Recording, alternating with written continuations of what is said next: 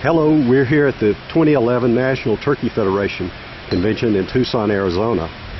With us are Joel Brandenberger, president of NTF, Hubert Envia of Foster Farms, who is the outgoing chairman of NTF, Richard Huizinga of Wilmar Poultry, who is NTF's new chairman. Gentlemen, 2010 was a good year for the U.S. turkey industry, but the industry is facing some tough challenges in 2011. What's the economic outlook for 2011?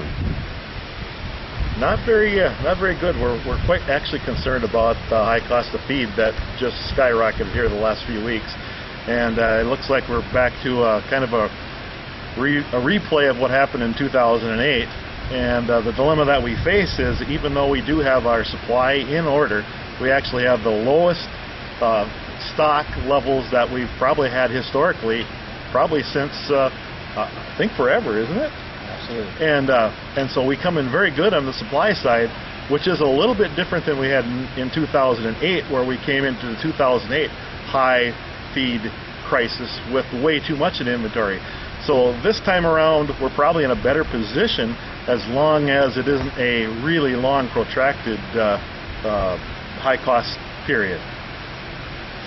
I agree with Rick. The feed cost, the input cost going into raising our product and getting our product out to the consumer is just skyrocketing, and it's getting to the point, even with the input costs are high, and we're going to have to go out there and actually increase the prices, but eventually we're going to lose market share, or even we're going to be able to be pushed out of the protein arena, because people just cannot afford to buy and consume our products. Although we have a extremely nutritious product, it gets to the point just people just can't afford to eat anymore.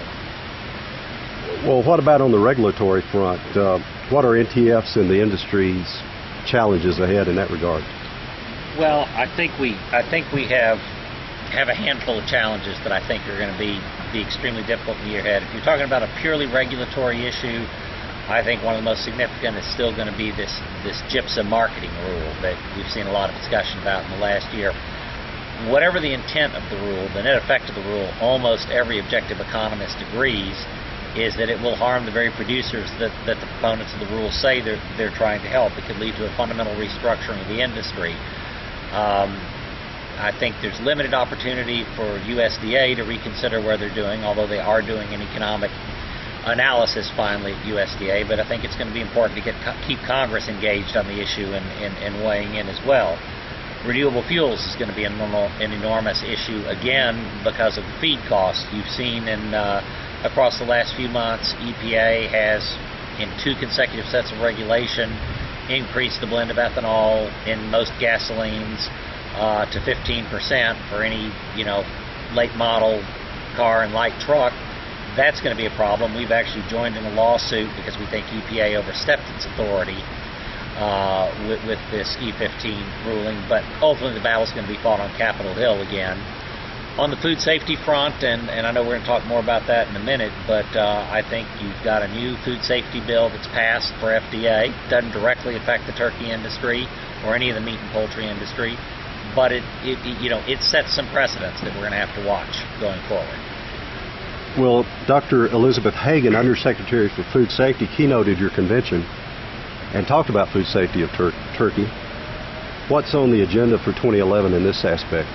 Well, Dr. Hagan has, through her whole time at FSIS and now as Undersecretary for Food Safety, has promoted a science-based public health agenda at the agency, and that's positive because we think we've got an outstanding story to tell in the turkey industry, and so that benefits us. They are moving to new Salmonella and Campylobacter performance standards at the agency, and I think the turkey industry is confident it's going to meet these new standards. But nonetheless, moving from the old standard and the old regime, it's going to pose some challenges through the implementation process. And as Joel mentioned, Dr. Hagan actually commended the National Turkey Federation and the turkey industry as a whole for having such a great record on food safety. I mean, we've invested millions and millions of dollars over the last 10-15 years in food safety programs, and they're paying off. At the end of the day, we as processors and producers, we want to be able to provide our customers and consumers with the safest possible food products out in the marketplace. Well, the National Turkey Federation awarded its Turkey on the Menu award to Arby's this year. NTF has several new marketing initiatives underway. Can you tell us about that? We created we like to call the Tom Award Turkey on the Menu Award, and I just had the privilege of awarding the Arby's the 9th annual Turkey Award this morning for their innovativeness in using turkey products and for the large offerings of turkey products they have. I think there were 7, like their store, the stores are performing 7. There were the 7 out of 10 highest performing restaurants, and they just do a great job marketing turkey products for us. And one of the things that we're really excited about is the turkey or the upgraded campaign, which actually you go onto the eatturkey.com website and you can sit there, you can work the calculator where you're substituting turkey for some other proteins and seeing the calorie reduction that you can gain by making these substitutions with the more healthy, nutritious turkey products.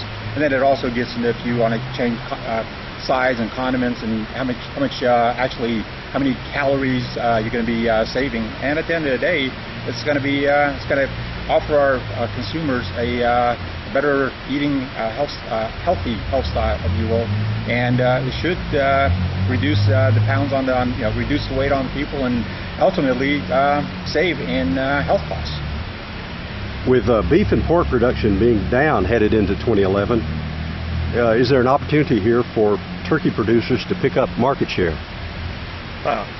We can be very competitive against both beef and pork, and what's really happened that's going to be even probably more of a problem is, and Hubert's doesn't have a problem with this because he produces both chicken and turkey, but as feed costs have skyrocketed, it's going to be very easy for us to be competitive against both pork and beef because the feed conversion on turkey is significantly better than they are.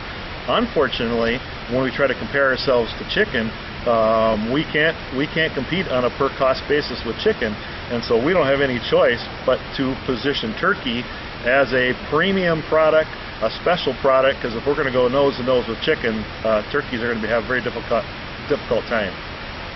Well, congratulations on a very successful and well-attended convention here in Tucson. The weather's beautiful, and wish everybody else could be here, but thank you very much, gentlemen. Thank you. Thank you.